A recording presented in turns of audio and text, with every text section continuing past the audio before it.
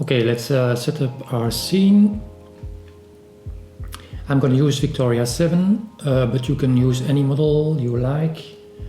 When I load the model, she will be naked. I'm not sure that nudity is allowed on Skillshare, so I'll quickly give her some clothes. Okay. Some hair would be nice. She's not going to look very realistic if she's bald. Okay, maybe change the pose also. Okay, now let's change the viewpoint in which we will render the scene. There are several default viewpoints like front view, right view, left view. I never use those viewpoints. I prefer creating my own cameras to make my own custom viewpoints. So usually I make two cameras, one for rendering, so that will always be my camera 1. I can then switch the viewpoint to the camera, and then if I move the camera around through the viewpoint, then I can place it so that my scene is what I want in my render.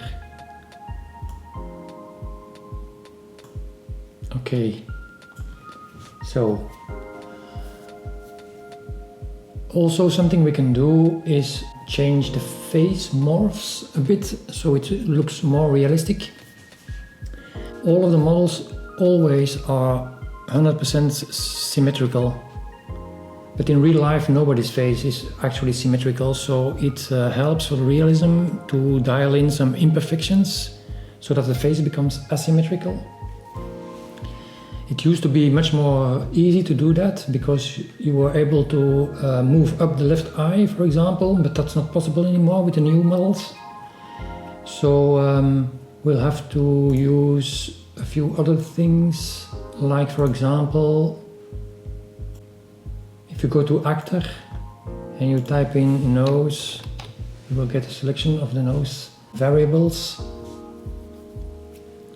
You've got nose side to side, that's one that can help to make the face asymmetrical. Don't do it too much, it will look a bit weird otherwise. And also the nose twist helps to make it asymmetrical. So I always dial in a subtle difference. I'm going to change the width of the nose a bit and also of the mouth.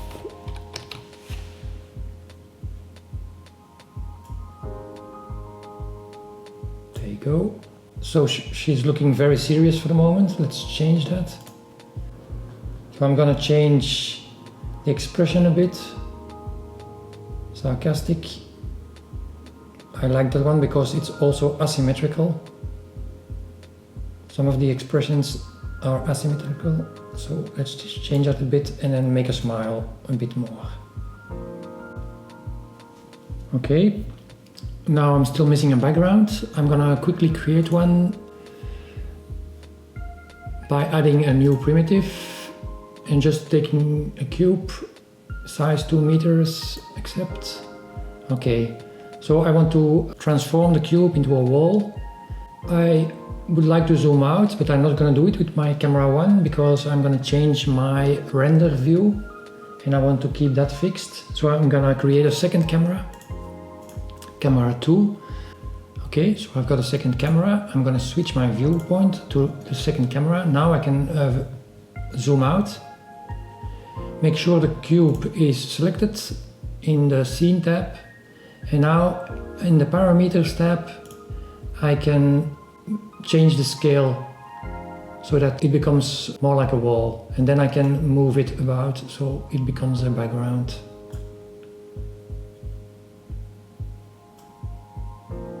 There we go. So that's my background. Okay, everything is set up. Let's render this.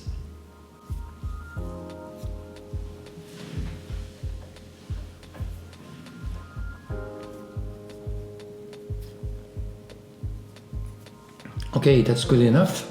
It's just a test render. I don't have to wait until the render is 100%.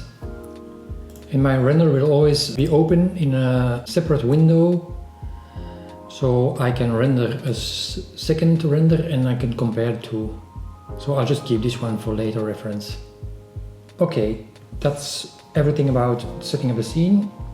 Let's move on to textures.